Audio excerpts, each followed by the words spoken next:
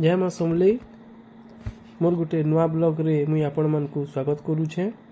आज आमे देखमा वाल्मीकि आश्रम जेने कि लव कुश जन्म होइतिले आ शिक्षा ग्रहण करितिले।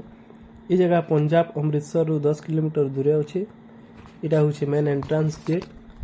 चलून भीतर के जिमा आ देखमा ये आश्रम रे काना काना सब अच्छे। जेनता ढुकसु भीतर के देखसु जे बहुत बड़ स्विमिंग पूल टे अच्छे।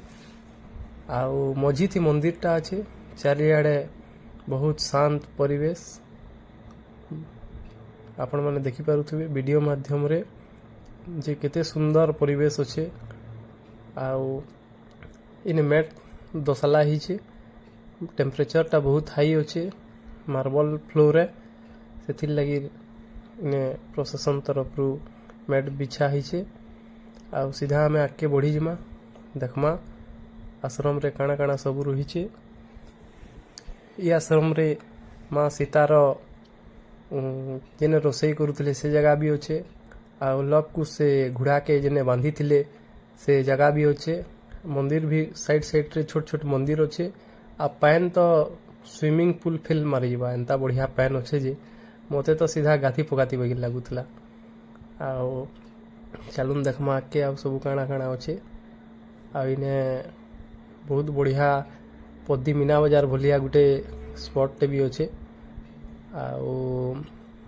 एते बढ़िया परिवेश आपण माने जरूर आसुन थोड़े आसुन देखी करी गले। इटा मंदिर भितरे तो मोबाइल एलाउ नानो मुई सेति लगी बाहरु सब वीडियो करी आपण मान के देखे दउछे। आपण माने आसले भीतरटा देखी पारबे।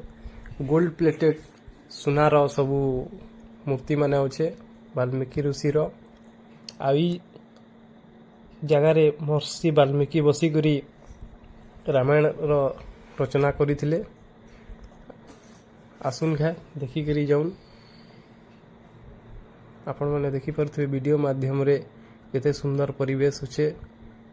आउ गछ लता माने भी अच्छे। पानी सबुदी भरी छे। मझी थी मंदिर अच्छे। ने हंस माने भी खेलुछन पहरुछन माछ माने भी अच्छन। इटा मेन गेट है। भितरे तो एलाउ नी आगरू मुई आपण मन को कही